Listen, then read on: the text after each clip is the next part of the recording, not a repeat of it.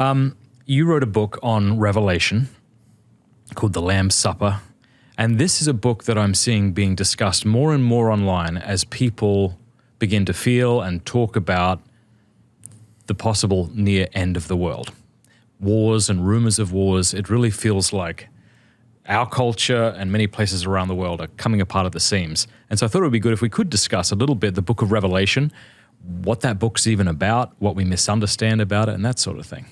That would be fitting, I suppose, because the first Bible study I ever attended back in the early 70s as a new convert, I was barely 14, was a Bible study on the book of Revelation and why we were living in the last times and how it was going to be all fulfilled within a matter of years, if not months. And Wow. The semester was over, summer came, but not the second coming. And so I just played ball. I was a starting pitcher that summer. And then in the fall, there was another Bible study about 2 or 3 miles away and a different teacher. And of course, the topic was the book of Revelation. And he was taking a slightly different approach, but it was the same sort of sensationalizing, futuristic. Hal Lindsey, the late great Planet Earth, had been out maybe a year and a half or two, which went on to sell, I think, over 50 million copies, over 40 languages in translation. And so it was the hot topic. And by the time I was in the second study, I was getting a little weary of all of the sensationalizing. And so I just decided, instead of beginning in the back of the Bible, I would start, I think it was my sophomore year, just begin in Genesis, in the beginning, and just read all the way through the Bible. And so I think I went through it twice in high school.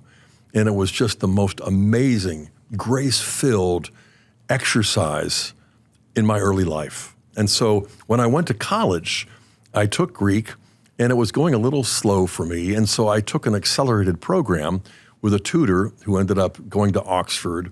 And she basically decided that I would translate the book of Revelation in its entirety. I was hoping a couple of friends of mine would join me, but they bailed. And so it took an entire semester to translate all 22 chapters. And it was still halfway through my college studies. And so I remember feeling like this is weird Greek. It wasn't typical. In fact, it's been described as Semitic Greek. And so it really took a long time to do it well. And at the end, I remember right near the end of the semester, I realized second coming doesn't occur. Antichrist never is mentioned once. The rapture isn't a term that is employed. The Battle of Armageddon, that's one time, but it's near the end of the book. And we were just wrapping our minds around these theories that were based upon words and phrases that weren't even found in the book.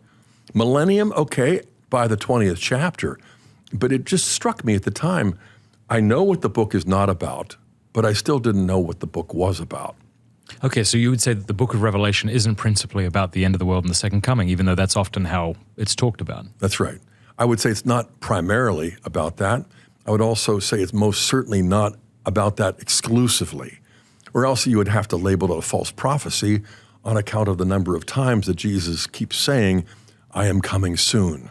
The time is near, and so I didn't consider it a false prophecy at any level, but at the same time, it was really mysterious at every level. Be sure to download Truthfully. Truthfully is like ChatGPT, went to OCIA, got baptized, and now is on a mission to evangelize the world. Check it out, truthfully.ai. And so when I went off to seminary, I didn't take any courses on the apocalypse. I was still reading it and studying it on my own, but I'd really become, so many evangelical Protestants, start off premillennial, dispensational premillennial, all about the rapture. Then eventually you become amillennial, but I became postmillennial for a while, and then amillennial, all about Revelation 20, the millennium, the 1,000 years, until I just, we all called ourselves pan mill.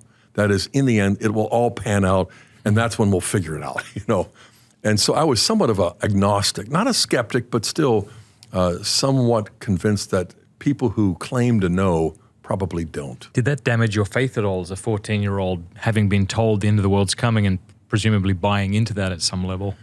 It could have. It probably would have, except around that time, I discovered about an hour away what they called the Ligonier Valley Study Center. It was a recent startup by Dr. R.C. Sproul, who became my mentor. And I ended up having his son as a student at Grove City when I was a professor there. I spent a month living down in Ligonier at the study center, spending a lot of time with Sproul and with Gershner and with others too.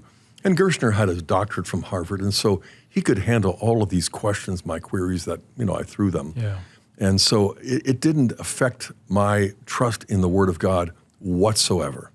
One thing I sometimes think about is, all right, how many years do I have left on this planet? Maybe 30, maybe 40 if I'm lucky, right? So I think to myself, all right, that's when the second coming of Christ is going to happen for me in a way. Exactly.